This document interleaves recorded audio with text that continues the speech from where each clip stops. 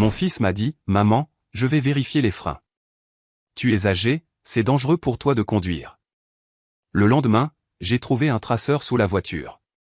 Au lieu de faire un scandale, je l'ai retiré en silence et l'ai envoyé à la police.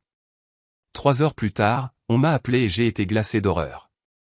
Mes amis, avant de commencer ce récit difficile, j'ai une petite demande à vous faire. Abonnez-vous à la chaîne et mettez un j'aime. Cela aide des histoires comme celle-ci à être entendues. Et écrivez dans les commentaires de quelle ville vous nous écoutez. J'ai toujours chaud au cœur quand je vois combien nous sommes nombreux. Bonne écoute.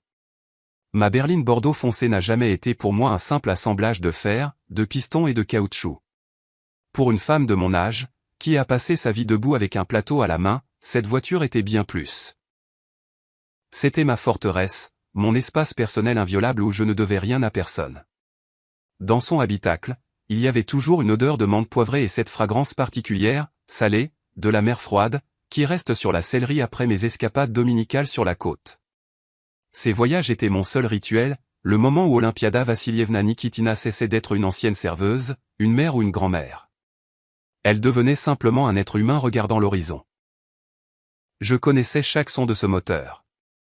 Je sentais la moindre vibration du volant, comme une mère sent la respiration de son enfant endormi. C'est pourquoi, lorsque mon fils Anton a commencé ses discours sur la sécurité, quelque chose s'est noué en moi. Pas de peur, non, de pressentiment. Cela n'a pas commencé tout de suite. D'abord, il y a eu des allusions, puis des demandes insistantes. Et ce dimanche, tout s'est transformé en exigence. Anton et sa femme Angelina sont venus pour le déjeuner. J'avais mis la table dans le salon. De la gelée de viande, qu'Anton aimait depuis l'enfance, des tourtes aux choux, de la viande rôtie. Tout comme il faut. Mais l'atmosphère à table était lourde, comme l'air avant un orage. Angelina, dans son impeccable tailleur beige, était assise le dos droit et piquait avec dédain dans son assiette avec sa fourchette. Elle regardait toujours ma maison comme si elle estimait le temps que prendrait sa démolition. Olympiada Vassilievna. Commença-t-elle, sans même me regarder. Anton et moi avons regardé des brochures d'une maison de retraite à la campagne. Des pains, de l'air pur, des soins médicaux 24 heures sur 24. À votre âge, vivre seul dans une maison avec autant d'escaliers et de courants d'air, c'est irresponsable. J'ai tranquillement coupé un morceau de tourte et l'ai donné à mon fils. Je me débrouille très bien, Angelina, et les escaliers sont bons pour mon cœur. Anton a posé sa fourchette. Il avait l'air fatigué, des cernes sous les yeux, mais son regard était fuyant, nerveux. Maman, ce n'est pas seulement la maison, dit-il, en essayant de donner de la fermeté à sa voix. C'est la voiture. Tu es devenue inattentive. La semaine dernière, j'ai vu une éraflure sur le pare-choc, et aujourd'hui, quand tu te garais, le moteur faisait un bruit étrange. Le moteur tourne comme une horloge, ai-je rétorqué. Ma voix était calme, bien qu'une colère froide commençât à monter en moi. J'ai changé l'huile il y a 2 semaines. Tu n'entends pas parce que ton oui n'est plus la même. Anton a haussé le ton, ce qu'il ne s'était jamais permis auparavant. Maman, je ne veux pas que tu te tues sur la route. Je vais sortir maintenant et tout vérifier moi-même. Surtout les freins. Il m'a semblé qu'il y avait un jeu dangereux. Après le déjeuner, il est effectivement sorti dans la cour. Je l'observais par la fenêtre de la cuisine, le voyant enlever sa veste, retrousser les manches de sa chemise coûteuse et se glisser sous la voiture. Il y est resté un temps anormalement long pour une simple vérification. Angelina se tenait sur le perron, fumant une cigarette fine et tapant quelque chose sur son téléphone, sans prêter attention à son mari. Une demi-heure plus tard, Anton est revenu. Il s'essuyait les doigts avec un chiffon. Son visage était sombre, presque tragique. « C'est grave, maman », a-t-il déclaré, sans me regarder dans les yeux. Les flexibles de frein sont usés. C'est critique, tu ne peux pas conduire. Je t'interdis formellement de prendre le volant avant que je ne l'emmène chez un spécialiste. Je m'en occupe cette semaine, je prendrai la voiture. Mais je dois aller au marché mardi. Pas de marché, a-t-il tranché. Tu veux avoir un accident? Tu veux qu'on t'enterre? Laisse les clés sur la table de chevet. Ils sont partis, laissant derrière eux l'odeur du parfum cher d'Angelina et un lourd sentiment d'anxiété.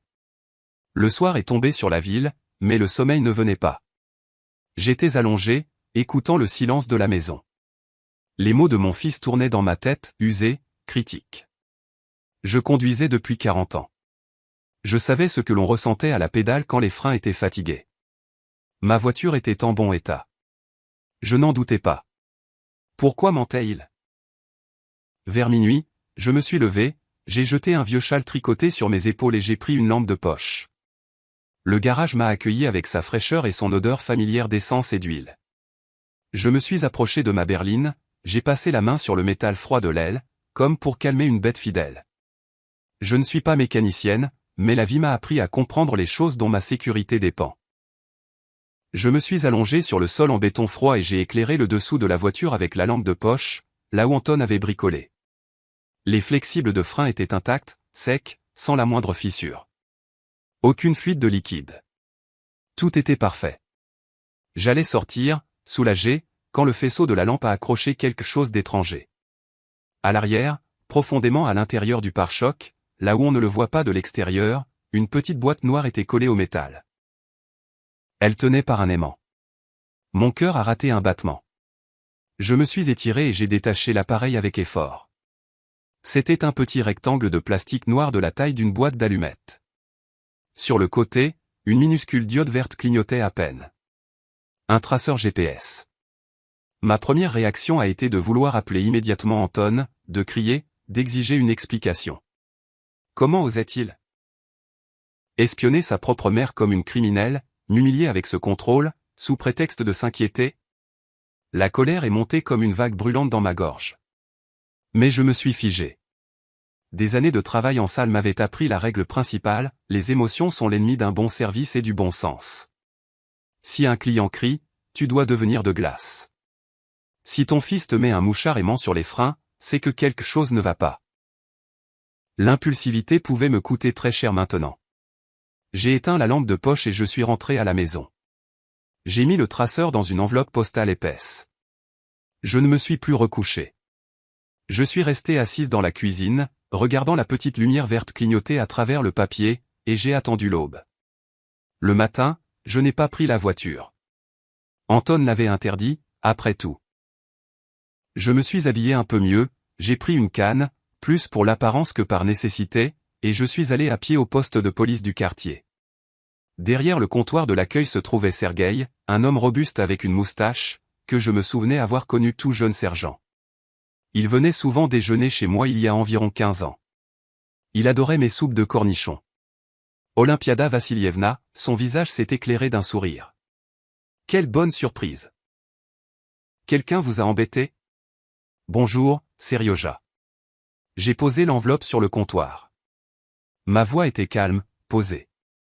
Personne ne m'a embêté. J'ai juste trouvé ça sous ma voiture. Je veux savoir à qui c'est. Peut-être des plaisantins? Ou peut-être que je ne comprends rien à la technologie moderne? Sergueï a ouvert l'enveloppe, a tourné la petite boîte dans ses mains. Le sourire a disparu de son visage. Un jouet sérieux, a-t-il marmonné. Pas des moins chers. Laissez-moi vérifier le numéro de série, Olympiada Vassilievna.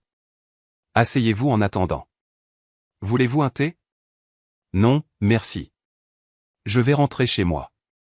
Appelle-moi quand tu sauras. Je suis rentré à pied lentement, en me persuadant que j'entendrais une explication simple. Anton dirait que c'était pour mon bien, qu'il s'inquiétait de mes déplacements, qu'il était juste un idiot surprotecteur. J'étais prête à lui pardonner sa bêtise. Une mère est toujours prête à pardonner la bêtise. L'appel est arrivé 3 heures plus tard. J'étais en train de dépoussiérer une photo dans le salon. Le numéro était celui du poste de police. Olympiada Vassilievna? La voix de Sergueï avait changé. Sèche. Officielle. Elle n'avait plus la chaleur d'une vieille connaissance. Il y avait du métal dedans. Oui, Serioja, qu'as-tu découvert? C'est Anton qui l'a mis. Une pause à l'autre bout du fil a duré une éternité. J'entendais quelqu'un feuilleter des papiers. Olympiada Vassilievna, écoutez-moi attentivement.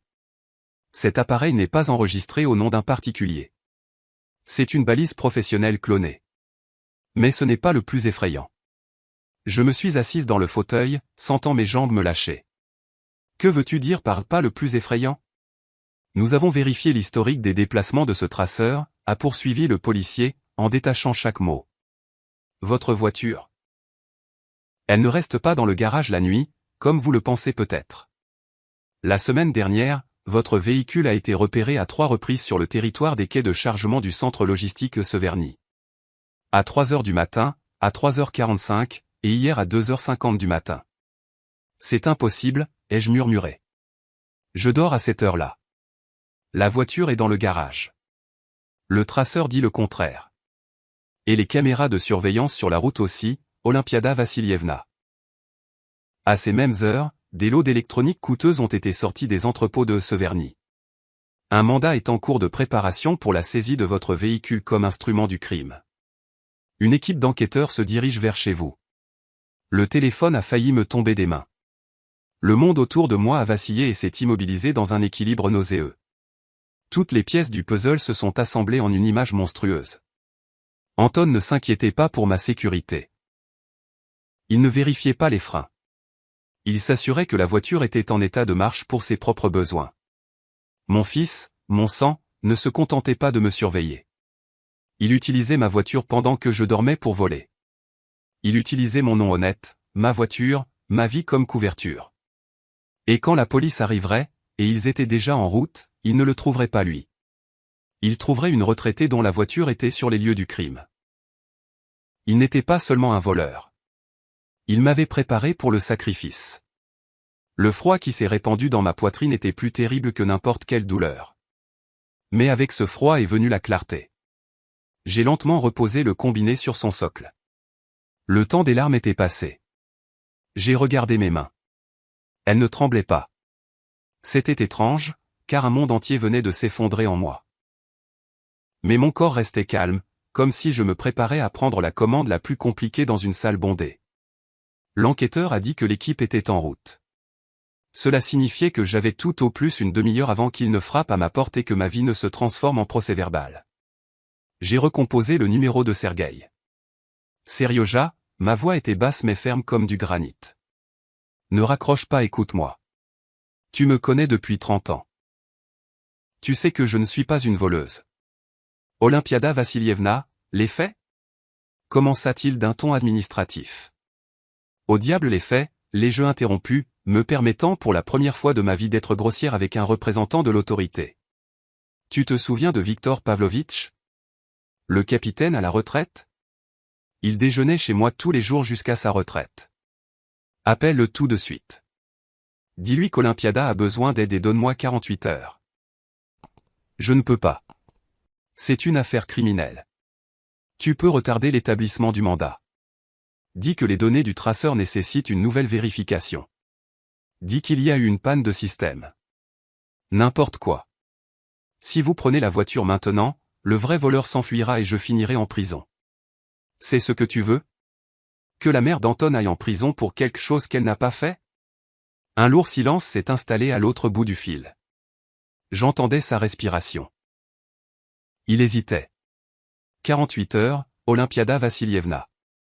Pas plus. Si Viktor Pavlovitch ne confirme pas. Il confirmera.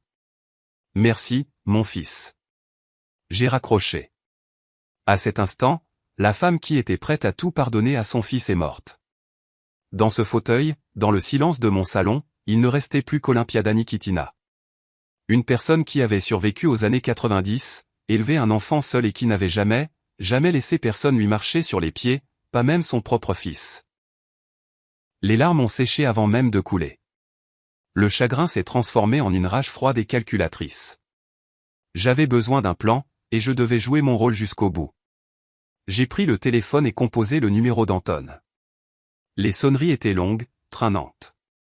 Finalement, il a répondu. Sa voix était enjouée, trop enjouée pour quelqu'un qui, comme je le savais maintenant, volait la nuit. Oui, maman, quelque chose s'est passé? J'ai pris une profonde inspiration et j'ai libéré tout mon talent d'actrice, accumulé au fil des années de sourire aux clients grossiers. Antonoucha, bonjour mon chéri. Ma voix tremblait, devenait faible, plaintive. Tu sais, j'ai réfléchi à tes paroles. Tu avais raison. Absolument raison. À propos de quoi? Une note de méfiance a percé dans sa voix. À propos de la voiture. Aujourd'hui, je voulais aller au magasin, je me suis assise au volant et j'ai eu peur. Elle est si lourde, si peu maniable.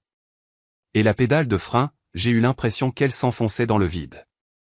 Mes mains se sont mises à trembler, j'ai même coupé le moteur. Je suis devenue vieille, mon fils. Tu as raison. C'est dangereux pour moi de conduire. J'ai entendu son soupir. C'était le soupir de soulagement d'un prédateur qui voit sa proie cesser de se débattre. Eh bien, tu vois, maman, je te l'avais dit. Je suis content que tu aies enfin écouté la voix de la raison. Oui, oui, je ne prendrai plus le volant. Je laisserai les clés dans la boîte aux lettres, comme tu l'as demandé. Prends-la quand tu pourras, emmène-la chez le garagiste ou fais ce que tu juges nécessaire. Je suis fatigué de me battre. Tu es une bonne mère. C'est la bonne décision. J'essaierai de passer un de ces jours. Peut-être même ce soir si je me libère plus tôt, pour que la voiture ne reste pas en panne. D'accord, Antonoucha, les clés seront dans la boîte. J'ai appuyé sur la touche fin. Un de ces jours, bien sûr, il viendrait aujourd'hui. Il ne manquerait pas une chance d'utiliser la voiture pendant que sa mère dort, convaincue de son inutilité. Maintenant, le deuxième appel. Jora, Gorgi Ivanovitch, un mécanicien de génie qui réparait ma hirondelle depuis 10 ans. Un homme peu aimable, sombre, mais d'une honnêteté à toute épreuve. Jora, c'est Olympiada. J'ai besoin de ton aide. Urgemment et discrètement. Entre par le portillon de derrière. 20 minutes plus tard, Jora était dans mon garage. Il a écouté ma demande en silence, sans jamais m'interrompre, ne faisant que froncer ses sourcils épais. Une caméra, donc, a-t-il grommelé en s'essuyant les mains sur un chiffon. Caché dans l'habitacle?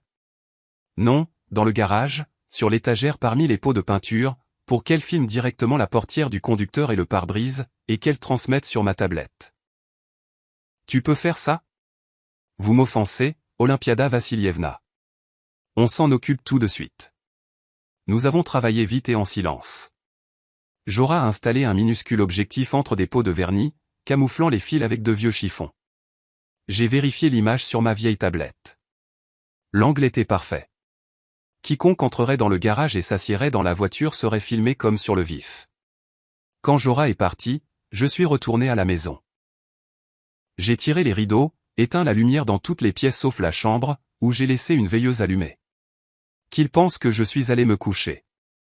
Moi, je me suis installé dans la cuisine sombre avec ma tablette et une tasse de thé refroidi. Les heures passaient.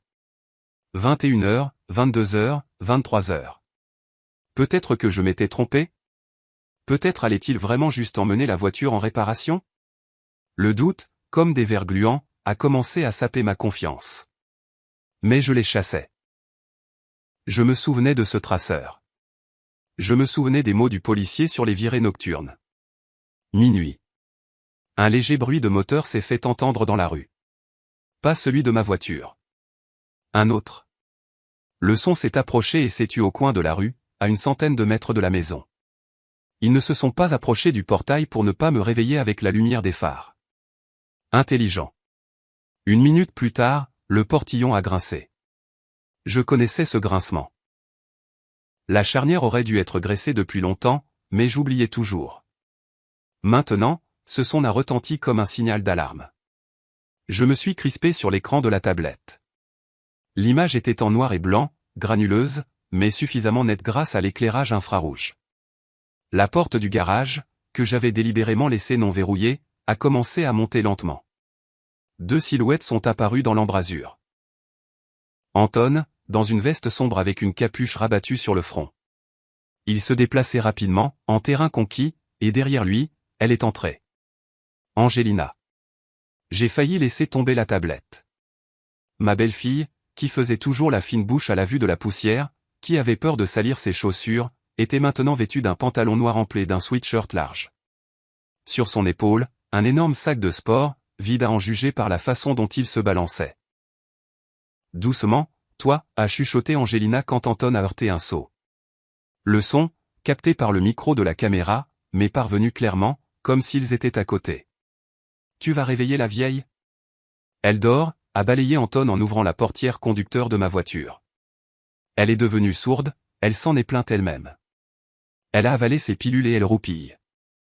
Il s'est assis au volant. Je l'ai vu reculer le siège d'un mouvement habitué, pour l'ajuster à sa taille. Ce n'était pas la première fois qu'il le faisait. Les gestes étaient rodés jusqu'à l'automatisme. Angelina a jeté le sac sur la banquette arrière et a éclaté d'un rire bas et méchant. « Écoute, c'est génial, non ?» a-t-elle dit en faisant le tour de la voiture. La vieille idiote veut tellement se rendre utile. Tu lui dis « Ne conduis pas », elle te répond « Merci, mon fils. Voici les clés. » La mule parfaite. Trop stupide pour poser des questions et trop fière pour vérifier. Ne l'appelle pas comme ça, a grommelé Anton en tournant la clé de contact. Le moteur a doucement ronronné. Oh, allez, a-t-elle ricané en s'asseyant sur le siège passager. Elle est une ressource pour nous, Antonoucha, une ressource usée mais encore utile. L'important, c'est que cette vieille guimbarde tienne encore quelques trajets. Combien nous reste-t-il à sortir? 3 lots. Aujourd'hui, un gros, du matériel médical. Excellent. Allons-y. Le temps, c'est de l'argent. Les portes du garage se sont refermées derrière eux. La voiture est sortie en marche arrière. Ils n'ont allumé les phares qu'une fois sur la route. J'étais assise dans l'obscurité de la cuisine, regardant le garage vide sur l'écran. Mes oreilles bourdonnaient d'humiliation. La mule parfaite. Une ressource. La vieille idiote. Ils ne se contentaient pas de voler, ils se moquaient de moi. Ils me méprisaient. Pendant tout ce temps, alors que je leur préparais des tourtes, que j'écoutais leurs plaintes sur la vie, ils planifiaient comment m'utiliser au maximum avant de me jeter à la casse. Anton savait qu'ils transportaient du matériel médical dans ma voiture. S'ils étaient arrêtés, si quelque chose arrivait, pour la police, ce serait la voiture d'Olympiada Nikitina au volant. J'ai lentement éteint la tablette. Mes mains se sont mises à trembler, mais cette fois, ce n'était pas de la faiblesse. C'était de l'adrénaline. Ils pensaient que je dormais. Ils pensaient que j'étais sourde et aveugle. Eh bien, qu'ils le pensent.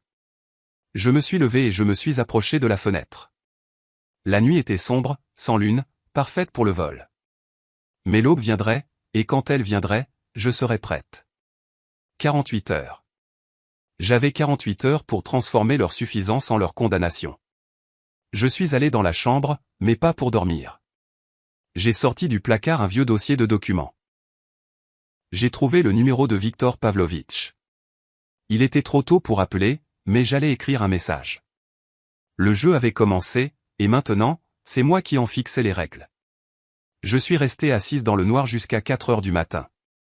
La tablette était posée devant moi comme une plaie ouverte, mais je ne détournais pas le regard de l'écran. Quand les portes du garage se sont de nouveau levées, j'ai vu ma berline, semblable à une bête fatiguée, rentrer à l'intérieur. Anton et Angelina sont sortis, même à travers l'écran, on sentait leur tension et leur fatigue. Leurs vêtements étaient froissés, les chaussures d'Angelina couvertes de boue. Rapidement, presque sans parler, ils ont vérifié l'habitacle, ont pris leur sac, maintenant lourdement chargés de quelque chose, et ont disparu dans la nuit, laissant les clés sur l'établi, là où je les avais oubliées. Dès que le bruit de leur voiture s'est estompé, j'ai enfilé mon manteau et je suis sorti dans la cour. L'air était glacial, avant l'aube. Dans le garage flottait une odeur de sueur étrangère, du tabac bon marché d'Angelina et une forte odeur chimique de pot d'échappement diesel. Apparemment, ils étaient restés longtemps à côté de camions en marche. J'ai ouvert la portière du conducteur. Le siège était reculé au maximum.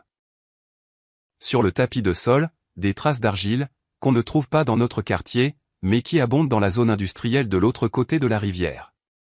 J'ai allumé ma lampe de poche et j'ai commencé à inspecter méthodiquement chaque centimètre de l'habitacle. Ils pensaient avoir tout nettoyé, mais les criminels, enivrés par l'impunité, deviennent toujours négligents.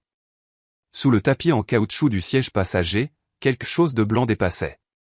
J'ai soulevé le bord avec mon doigt. Une feuille de papier pliée en 4, probablement tombée de la poche d'Angelina alors qu'elle bougeait sur le siège. Je l'ai dépliée. C'était un bon de livraison, Venezia Luxury Import, facture numéro 409.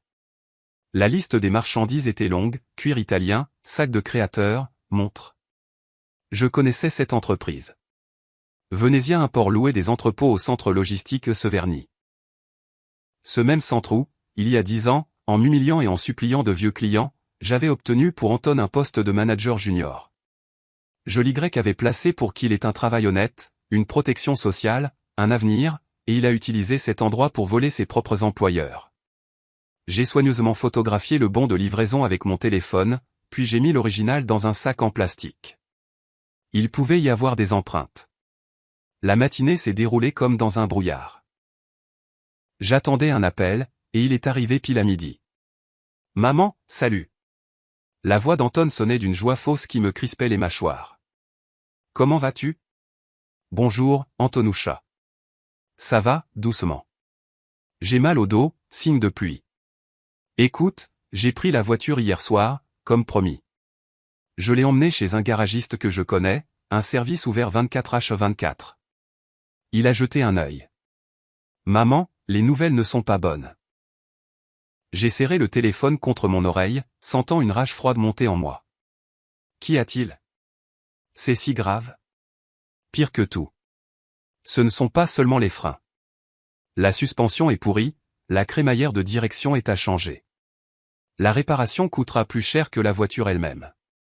Ça ne vaut pas le coup d'investir. La pause était magistralement tenue. Il me donnait le temps de réaliser la tragédie. Et que faire alors, ai-je demandé d'une voix tremblante. Je m'y suis tellement habitué. Je sais, maman, je sais. Mais la sécurité est plus importante. Écoute, ce garagiste a une connaissance qui rachète ce genre de voiture pour les pièces. Il en donne un bon prix, d'ailleurs. Peut-être qu'on devrait la vendre? Tu te débarrasserais d'un souci, et l'argent te servirait pour tes médicaments, pour une cure. Voilà, le coup de grâce. Il ne voulait pas seulement utiliser la voiture, il voulait se débarrasser de la preuve, la vendre à la casse, la dépecer, la détruire, et obtenir ma signature sur les papiers pour que tout soit propre. Oh, Antonoucha, j'ai soupiré lourdement. C'est si soudain. Je dois réfléchir. J'ai passé tant d'années avec elle. Maman, il n'y a rien à réfléchir. L'impatience perçait dans sa voix. Elle est dangereuse. Elle vaut encore de l'argent avant de tomber en morceaux. Je passerai demain avec les papiers, tu n'auras qu'à signer et je m'occuperai de tout. Tu n'auras même pas besoin de te déplacer. Tout pour toi, maman. Tout pour toi. Comme c'est gentil. D'accord, mon fils. Viens demain. Je serai prête. J'ai raccroché. Demain. Il me restait une journée. 1 heure plus tard, on a frappé à la porte. Un coup convenu, 3 courts, 2 longs.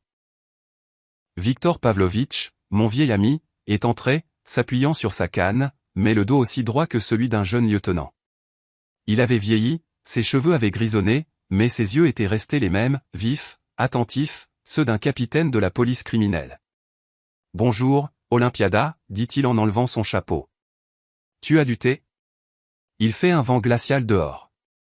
Nous sommes allés à la cuisine. » Je lui ai silencieusement présenté la tablette avec l'enregistrement de la visite nocturne et j'ai posé le sac contenant le bon de livraison sur la table. Victor Pavlovitch a longuement regardé la vidéo, en fronçant les sourcils, en tapotant la table de ses doigts, puis il a pris le sac, a mis ses lunettes et a étudié attentivement le papier. Quand il a levé les yeux vers moi, j'y ai vu ce que je craignais le plus. La peur. Pas pour lui, pour moi. Olympiada. Dit-il doucement, et son visage devint gris. Tu te rends compte dans quoi ils se sont fourrés? Du vol. De l'importation de luxe. Si seulement ce n'était que ça. Regarde ici. Il a pointé du doigt la dernière ligne du bon de livraison, que j'avais manqué. Il y avait un code et un nom latin. Ce ne sont pas des sacs, l'IPA. Ce sont des composants pour un équipement de diagnostic médical de haute précision, un appareil d'IRM de nouvelle génération. Ils sont sous sanction. Leur importation et leur circulation ne sont pas contrôlées par la police. C'est le service fédéral de sécurité qui s'en occupe. J'ai senti le sol se dérober sous mes pieds. Le FSB? Exactement. Si ce lot disparaît, ce ne sont pas les policiers de quartier qui chercheront. Des gens sérieux viendront de Moscou. Ils retourneront cette ville de fond en comble s'ils trouvent des traces de ta voiture à l'entrepôt. Il s'est tu, a enlevé ses lunettes et s'est frotté l'arête du nez. Lipa, ce n'est pas un cambriolage, c'est un détournement de matériel stratégique en bande organisée. C'est de 10 à 15 ans de régime sévère. Ton Anton ne joue pas seulement avec le feu. Il a allumé la mèche d'une bombe sur laquelle tu es assise. Je regardais mon ami et je comprenais qu'il n'y avait pas de retour en arrière possible. Si je donnais la voiture à Anton maintenant, il la détruirait.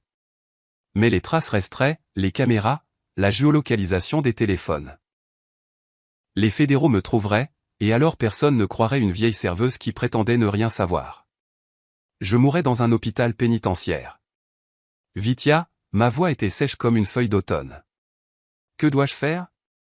Il m'a regardé durement. Tu n'as qu'une seule issue. Tu dois les livrer toi-même, en flagrant délit, avant que les fédéraux ne frappent à ta porte. Tu dois prouver que tu n'étais pas une complice, mais une victime qui a aidé l'enquête. Dénoncer mon fils. Les mots me griffaient la gorge. Tu n'as plus de fils, Lipa, a tranché Viktor Pavlovitch. Il y a un criminel prêt à sacrifier sa mère pour de l'argent. Si tu ne le fais pas, vous irez en prison tous les deux. Ou seulement toi, parce qu'ils s'enfuiront. Tu as vu leur visage sur la vidéo? Ils ne s'arrêteront pas. Il avait raison. Chaque mot frappait juste.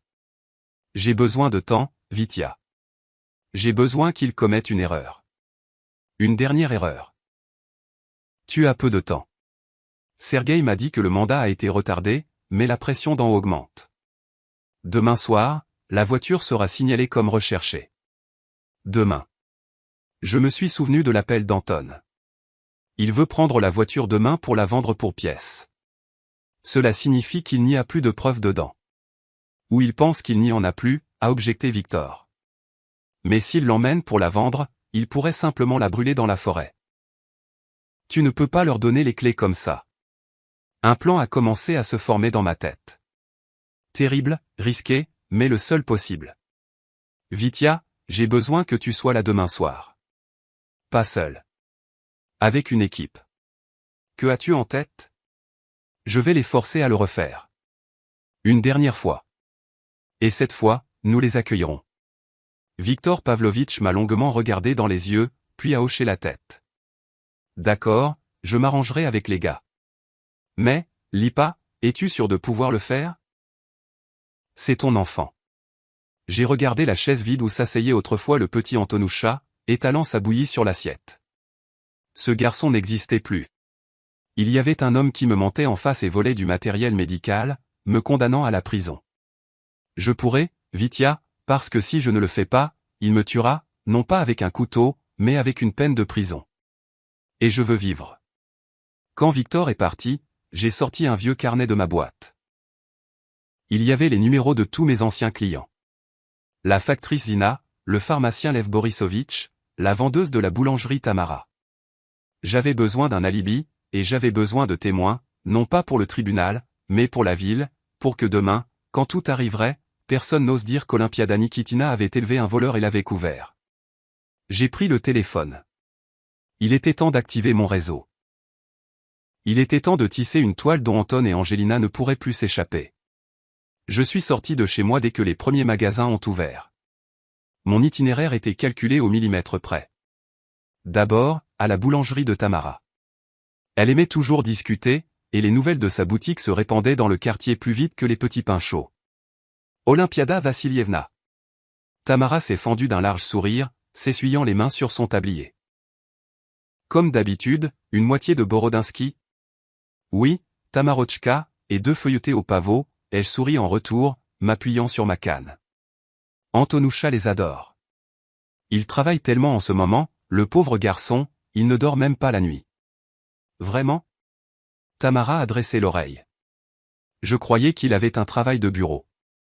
C'était le cas, j'ai soupiré, feignant un mélange de fierté et d'inquiétude maternelle. Mais en ce moment, au centre logistique, il y a tellement de travail qu'il s'est porté volontaire pour livrer les commandes urgentes. Il conduit même ma voiture la nuit, tu imagines? La sienne est en réparation. Alors il prend l'hirondelle de sa vieille mère. Il dit, maman, dors, moi je vais travailler. Un tel bourreau de travail. Tamara hochait la tête, absorbant chaque mot. À midi, la moitié du quartier saurait qu'Anton Nikitin conduisait la voiture de sa mère la nuit pour le travail. C'était mon premier alibi. Pas pour la police, mais pour les gens. Si quelqu'un avait vu la voiture près des entrepôts, c'était Anton, le travailleur. Ensuite, il y a eu la pharmacie. Lev Borisovitch, un vieil intellectuel, écoutait toujours attentivement. Je me suis plainte d'insomnie. J'entends mon fils prendre la voiture à 3 heures du matin, le portail grince, et je n'arrive plus à dormir après. Je m'inquiète pour lui sur la route. Le soir, la ville savait qu'Anton conduisait la voiture d'Olympiada Vassilievna. J'avais détruit sa principale couverture, le silence. Maintenant, ces virées nocturnes étaient devenues un fait de la vie publique. De retour à la maison, j'ai fait ce qui devait acculer le rat. J'ai appelé Anton. Mon fils? Ai-je commencé dès qu'il a décroché. Ma voix était pleine de détermination, cette même détermination têtue de personne âgée contre laquelle il est impossible de discuter. J'ai réfléchi à la vente de la voiture. Oui, maman, s'est-il animé. J'ai déjà préparé les papiers. Demain. Non, Antonoucha, je ne la vendrai pas. Un silence tendu, vibrant, s'est installé. Comment ça? Sa voix est tombée. Maman, on s'était mis d'accord. La réparation coûte plus cher que la voiture. C'est une épave. Ne parle pas d'elle comme ça, j'ai haussé le ton. Cette voiture m'a servi fidèlement. Et j'ai décidé que si elle doit partir, autant qu'elle serve une bonne cause. J'ai appelé la police, leur fonds de bienfaisance. Ils collectent de vieilles voitures pour l'entraînement des cadets ou pour les pièces des voitures de patrouille. Demain matin, je l'amènerai moi-même au poste et je leur en ferai don gratuitement. Ce sera ma contribution à l'ordre public. Un bruit au téléphone, comme s'il s'étouffait. Que as-tu fait? A-t-il croassé. À la police? Oui. Je me suis arrangé avec l'officier de service. Demain à 9 heures du matin. Non, a-t-il crié, si fort que j'ai dû éloigner le téléphone de mon oreille. Tu es devenue folle? Maman, ces freins ne marchent pas. Tu vas te tuer. Tu vas tuer quelqu'un. Je te l'interdis. Panique. Une panique purement animale. Il imaginait les experts de la police scientifique examinant la voiture dans laquelle il avait transporté des objets volés. Même s'il avait tout nettoyé, les microparticules, les fibres, la poussière, tout cela restait. Et s'il y avait encore quelque chose qui traînait? Antonoucha, ne crie pas sur ta mère, les jeux calmement rabroués. Je conduirai lentement. Tu n'iras nulle part. Il glapissait presque. Tu m'entends? J'arrive tout de suite.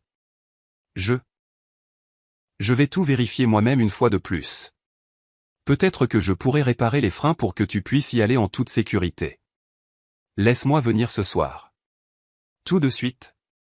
Le poisson avait mordu à l'hameçon, avec l'appât. Il devait atteindre la voiture avant le matin. Il devait s'assurer qu'elle était propre, ou faire en sorte qu'elle n'arrive jamais à la police. Eh bien, d'accord, j'ai cédé. Viens ce soir. Mais seulement pour réparer. Oui, pour réparer. Attends-moi. J'ai raccroché et j'ai regardé l'heure. 18 heures. J'avais 3 ou 4 heures devant moi. J'ai commencé à me préparer. J'ai débarrassé la table, vérifié la caméra dans le garage. Elle fonctionnait. J'ai vérifié la tablette, la batterie était pleine. Ensuite, je suis allé au garage. Je devais m'assurer qu'il ne pourrait pas partir rapidement si quelque chose tournait mal. C'est alors que mon regard est tombé sur le logement de la roue de secours. Le tapis du coffre n'était pas plat, il gondolait légèrement. Étrange. Anton et Angelina avaient toujours été méticuleux dans leurs activités criminelles. J'ai soulevé le tapis. Le couvercle du logement n'était pas encliqueté. Je l'ai ouvert. La roue de secours était à sa place, mais à l'intérieur de la jante, dans le creux, se trouvait un paquet dense, enveloppé dans du polyéthylène noir. Mon cœur s'est mis à battre dans ma gorge. J'ai prudemment déroulé le bord. De l'argent. Des liasses de billets de 5000 roubles, tenus par des élastiques. Beaucoup d'argent, énormément. Mais ce n'était pas tout. Sous l'argent se trouvait une enveloppe. J'ai regardé à l'intérieur. Un billet d'avion. Allez simple. Départ demain matin depuis le chef-lieu de la région. Vol pour Dubaï. Au nom de Stepanova Angelina Viktorovna. Un seul nom. Il n'y avait pas de billet au nom d'Anton Nikitin dans l'enveloppe. Je me suis assise sur le bord du coffre, serrant le papier glacé dans mes mains. Le tableau s'est complété, et il était encore plus cynique que je n'aurais pu l'imaginer. Angelina ne m'utilisait pas seulement, elle utilisait aussi Anton. Il était pour elle la même nulle que moi. Elle prévoyait de s'enfuir demain matin avec l'argent, laissant son mari gérer les conséquences du vol et s'expliquer avec la police et, peut-être, le FSB. Et moi. J'aurais été le bouc émissaire parfait, la vieille dame sur qui on peut rejeter la faute pour le stockage de biens volés dans le garage. C'est pour ça qu'elle était si pressée. C'est pour ça qu'il prenait tant de risques. C'était la fin. J'ai soigneusement tout remballé et remis à sa place. Exactement comme c'était. Mes mains étaient devenues glaciales, mais mon esprit était clair comme un matin de gel. Ils ne viendraient pas réparer les freins. Ils viendraient récupérer leur fonds de pension. Et, très probablement, pour faire quelque chose à la voiture après quoi aucune expertise ne trouverait plus rien. Par exemple, y mettre le feu ici même, dans mon garage, avec la maison. Je suis retourné à la maison et j'ai appelé Viktor Pavlovitch. Vitya, ai-je dit doucement. Le plan change, ou plutôt, il s'accélère. Ils viennent aujourd'hui, et ils ne viennent pas seuls. Ils ont des bagages avec eux. J'ai compris, a-t-il répondu brièvement. Nous serons prêts. Ne joue pas les héros, lis pas, ouvre-leur simplement la porte. Je l'ouvrirai, ai-je répondu. Mais c'est moi aussi qui la fermerai. Je me suis assise dans le fauteuil près de la fenêtre donnant sur l'allée, posant sur mes genoux la télécommande du portail du garage, une petite boîte que Jora m'avait donnée. Le bouton sous mon pouce semblait brûlant. L'attente ne serait plus longue. Bientôt, mon fils viendrait pour me trahir une dernière fois, et sa femme viendrait pour le trahir lui. Et je serais là, à regarder. Je serais le témoin de leur chute. Des phares ont clignoté au bout de la rue. Ils arrivaient. L'obscurité dans le salon était épaisse, comme du coton. Mais je n'ai pas allumé la lumière. J'étais assise dans le fauteuil, me fondant dans les ombres, et seul l'écran du téléphone, sur lequel j'avais transféré à Viktor Pavlovitch la photo du billet et des liasses d'argent, brillait faiblement sur mes genoux. La réponse est venue instantanément. Un smiley avec le pouce levé. Cela signifiait que l'équipe d'intervention était sur place. Ils attendaient au bout de la rue, dans une camionnette banale, prêts à intervenir à mon signal. La voiture d'Anton, un SUV noir qu'il avait acheté à crédit il y a 6 mois, s'est approchée silencieusement de la maison et s'est arrêtée, bloquant la sortie de mon garage. Les phares se sont éteints, le moteur s'est tu. Ils ne sont pas allés à la porte d'entrée, ils n'ont pas sonné. J'ai entendu un léger grincement de métal contre la céramique. Ils déplaçaient le pot de fleurs sur le perron, sous lequel je gardais une clé de secours. Cette même clé que j'avais prétendument perdue il y a 3 mois et dont je m'étais plainte à Anton. Il avait alors juste haussé les épaules et dit de changer la serrure. Bien sûr, je n'avais pas changé la serrure, et la clé, il s'avère qu'il l'avait trouvée et gardée pour lui. La porte a cliqueté doucement et s'est entr'ouverte. J'ai retenu mon souffle. Ils sont entrés dans le vestibule, essayant de ne pas faire de bruit, mais dans le silence de la vieille maison, chaque pas faisait grincer le plancher. Elle dort. Le murmure d'Angelina était sec, nerveux. La lumière est éteinte partout. Elle dort, a grommelé Anton. Allons vite au garage. On prend l'argent et on se tire. Et la voiture? On verra pour la voiture sur place, l'a-t-elle interrompu. L'important, c'est le liquide. Et les papiers. Ils sont passés devant le salon où j'étais assise, sans me remarquer dans le fauteuil profond.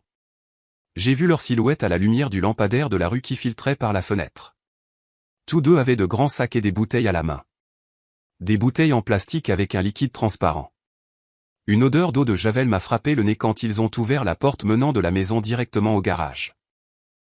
Ils n'étaient pas venus réparer les freins, ils étaient venus détruire les preuves. J'ai attendu quelques secondes et je me suis approché sans bruit de la fenêtre donnant sur la cour intérieure.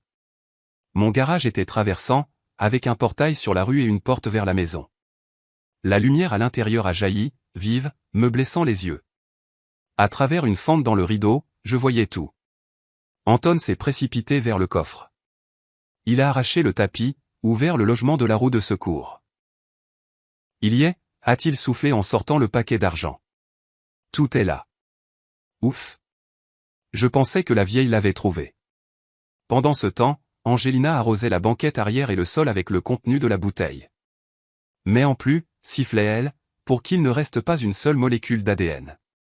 L'odeur sera terrible, on dira qu'on a renversé des produits chimiques pour nettoyer la piscine en les transportant à la campagne.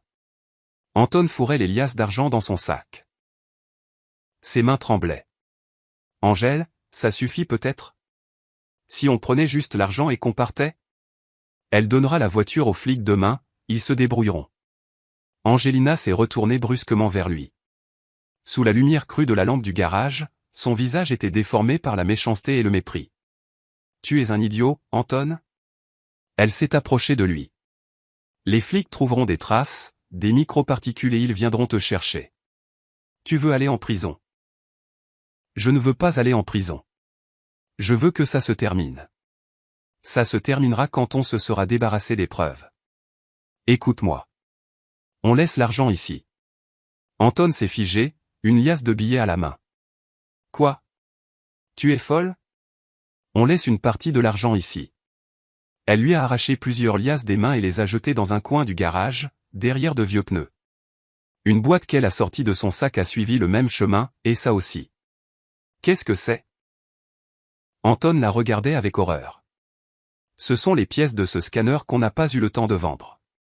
Qu'elles restent ici. Pourquoi? Parce que, crétin, demain matin, quand ta maman emmènera la voiture à la police, on passera un appel anonyme. On dira que dans le garage de la citoyenne Nikitina, il y a un entrepôt de biens volés. La police viendra, trouvera la voiture, l'argent et les pièces. Et qui arrêteront-ils? La vieille. Et nous, on sera choqués. On dira qu'on ne savait rien, que maman est devenue folle sur ses vieux jours et qu'elle a fréquenté des criminels. J'étais debout près de la fenêtre et je sentais que quelque chose en moi venait de se briser. Comme une corde tendue qui claque avec un son assourdissant. Il ne se contentait pas de me piéger, il prévoyait de m'enterrer. Vivante.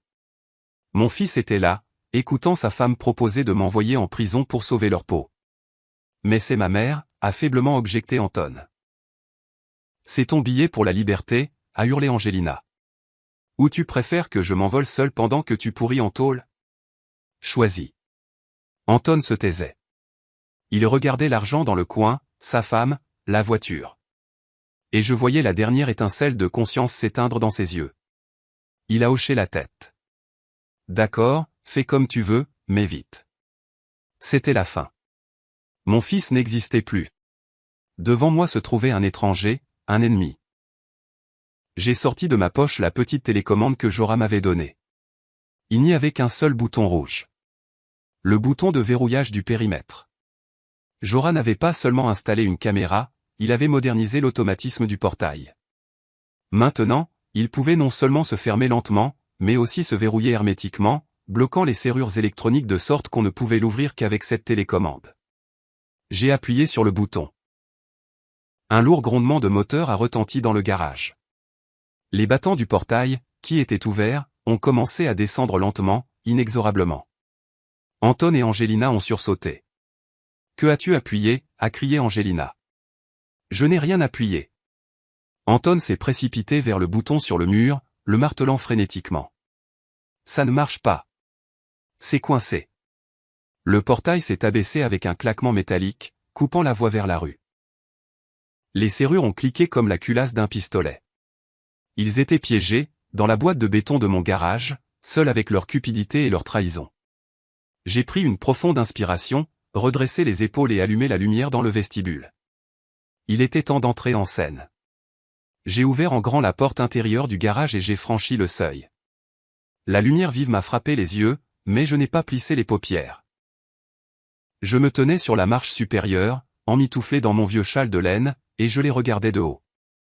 Dans une main, je serrais l'impression de ce fameux billet pour Dubaï, dans l'autre, mon téléphone avec la conversation de Victor Pavlovitch ouverte.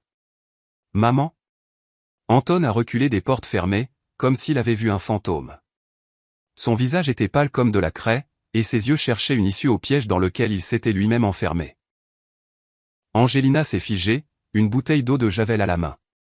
Une seconde, la peur a traversé son visage, mais elle a été immédiatement remplacée par un masque de mépris arrogant. Elle s'est redressée, a jeté la bouteille dans un coin. « Ouvre le portail, vieille sorcière », a-t-elle sifflé. Le mécanisme est coincé. Laisse-nous sortir immédiatement. Le mécanisme fonctionne parfaitement, Angelina.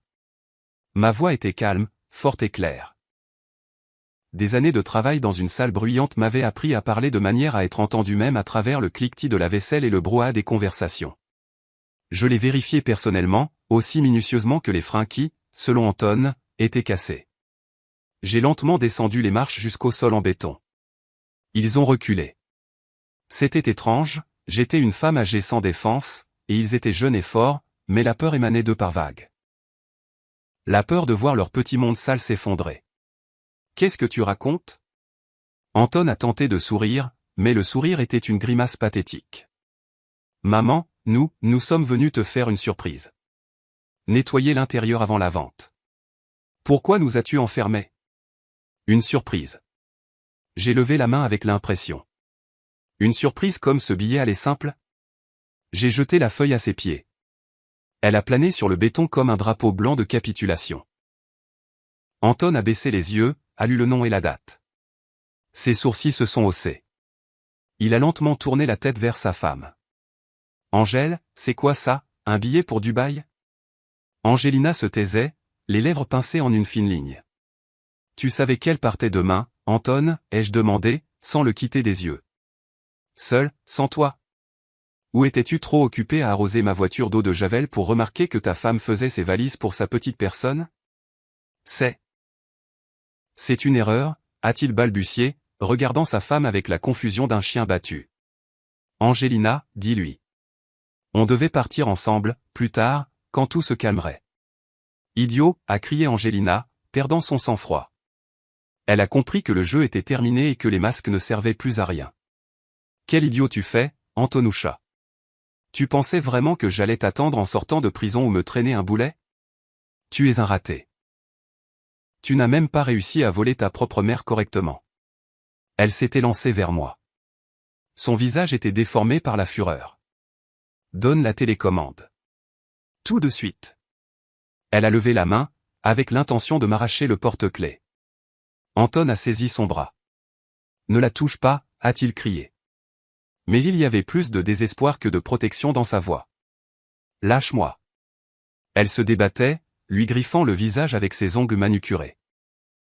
On va se faire pincer à cause de toi et de ta mère folle. Vieille idiote, tu te rends compte de ce que tu as fait ? Tu nous as tous ruinés. Non, ma petite, j'ai secoué la tête, ressentant une légèreté surprenante. La peur avait disparu. Il ne restait que le dégoût. Je ne vous ai pas ruiné. Vous avez choisi cette voie vous-même. J'ai simplement allumé la lumière pour que vous voyiez où elle mène. À qui vas-tu raconter ça ? Angelina s'est dégagée de l'emprise de son mari et a reculé vers la voiture, respirant lourdement. À la police ? Qui te croira ? Tu es une vieille folle sénile.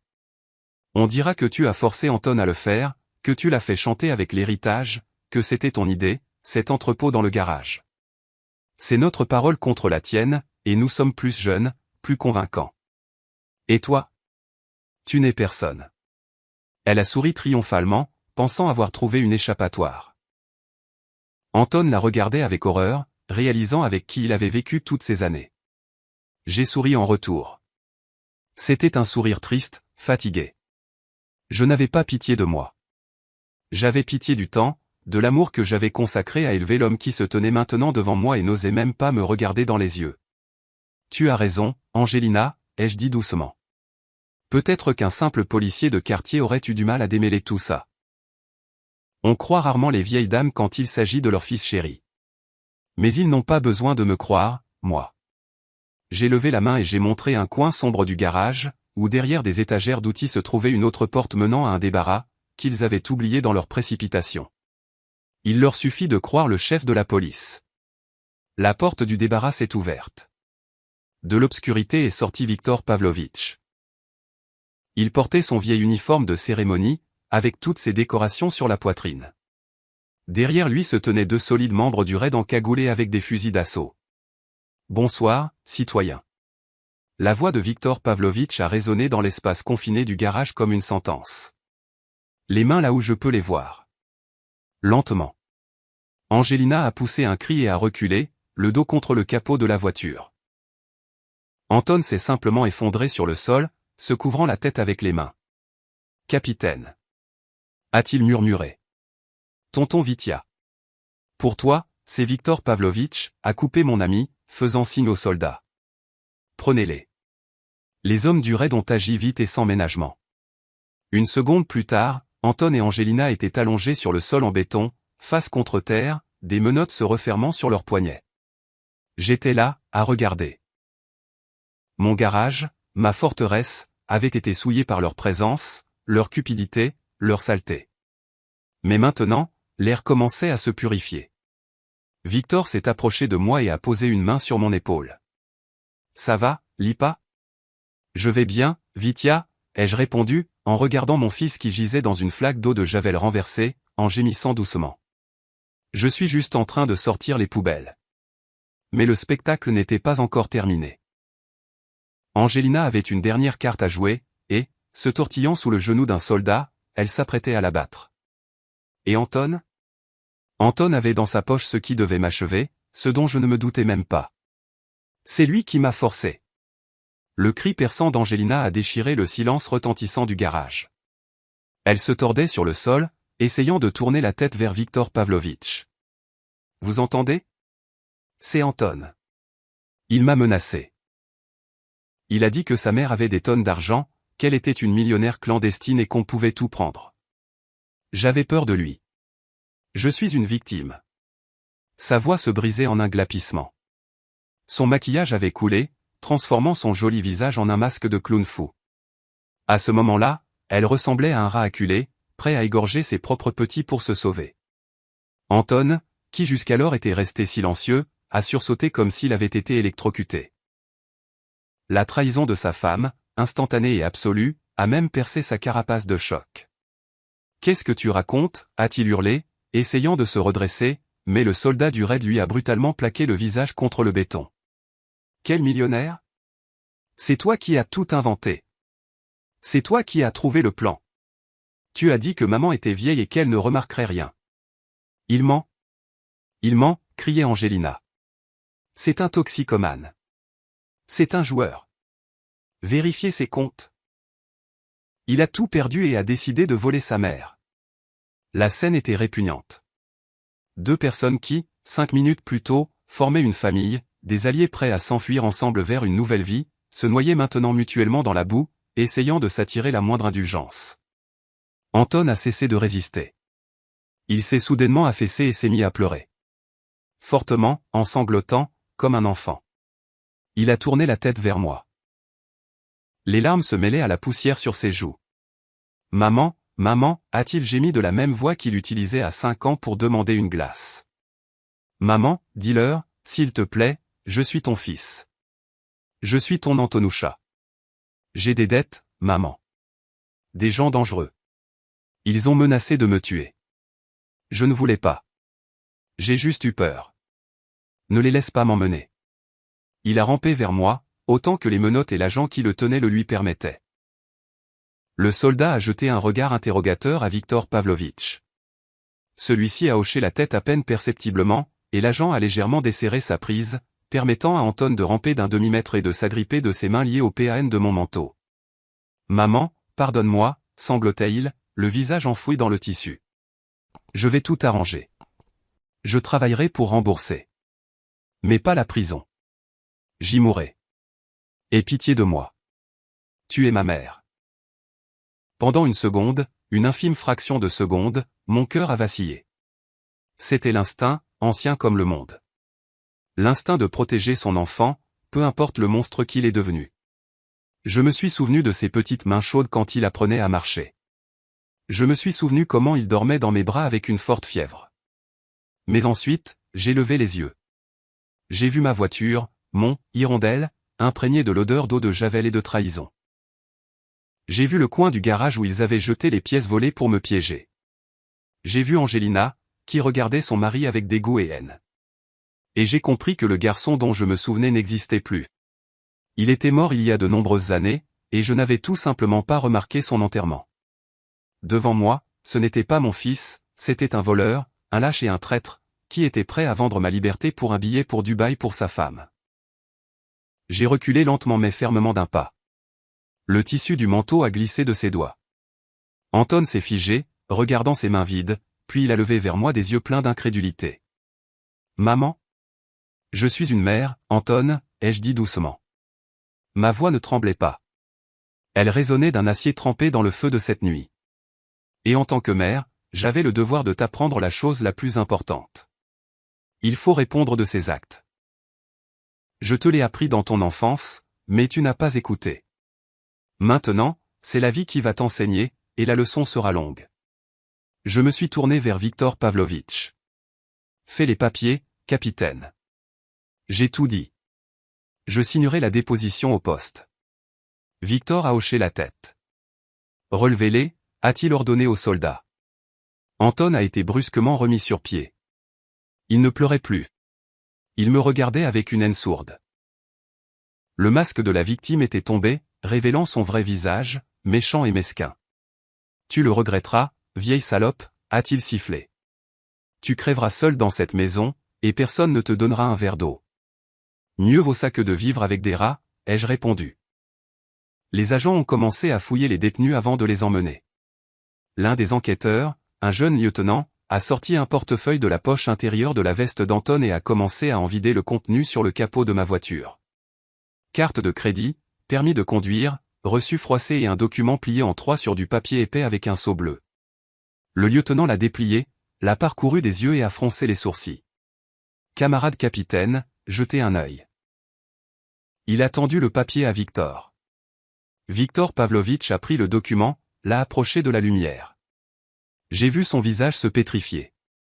Les muscles de sa mâchoire se sont contractés. Il a lentement levé les yeux vers Anton. Dans les yeux du vieil enquêteur, il n'y avait pas seulement du mépris, il y avait une envie de tuer. Qu'y a-t-il, Vitya, ai-je demandé, sentant un nouveau froid m'envahir le cœur. Victor a gardé le silence, comme s'il hésitait à me le dire.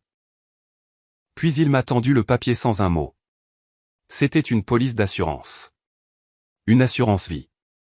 Personne assurée, Nikitina Olympiada Vassilievna. Bénéficiaire, Nikitin Anton. Date d'établissement, il y a 3 jours. J'ai parcouru les lignes en petits caractères.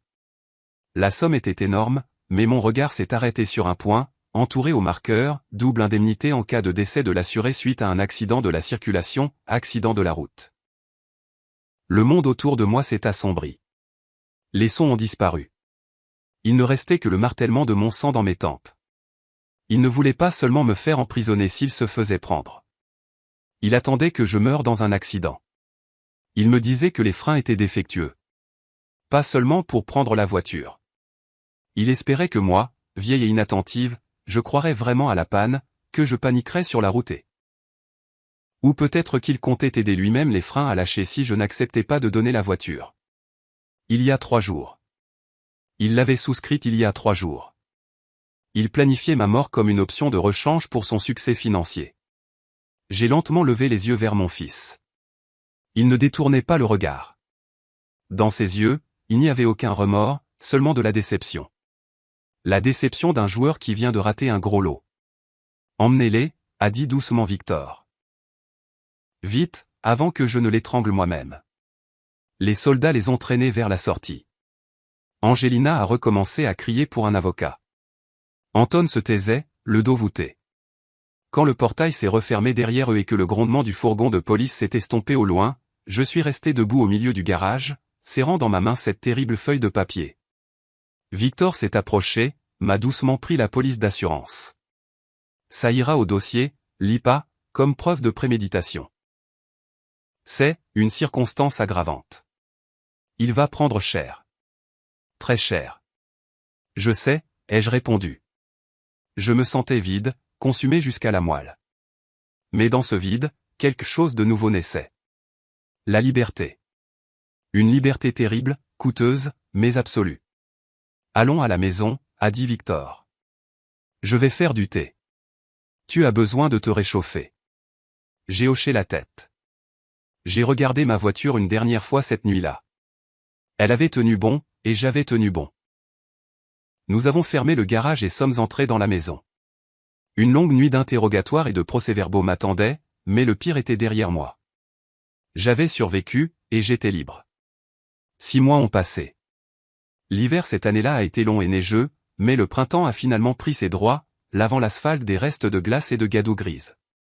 Aujourd'hui était un jour spécial. J'étais debout dans le garage, qui ne sentait plus que la lavande et le vieux cuir. Ma berline Bordeaux brillait sous les rayons du soleil matinal. Elle avait passé un mois à la fourrière comme pièce à conviction. Mais Victor Pavlovitch, fidèle à sa parole, avait traversé tous les cercles de l'enfer bureaucratique pour me rendre ma propriété plus tôt que prévu. Jora avait passé une semaine à nettoyer l'intérieur jusqu'à une propreté stérile, avait changé tous les filtres et même refait la banquette arrière pour que rien ne rappelle cette nuit-là. J'ai passé la main sur le capot chaud. La voiture était prête. Et j'étais prête. La maison derrière moi était silencieuse et vide. Il n'y avait plus d'objets superflus, plus de photos d'Anton sur la cheminée. Je les avais mises dans une boîte et les avais montées au grenier.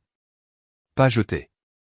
Après tout, on ne peut pas simplement effacer la mémoire, mais je les avais mises hors de ma vue. Le procès a été rapide et sévère. La police d'assurance est devenue le clou qui a scellé le cercueil de leur défense.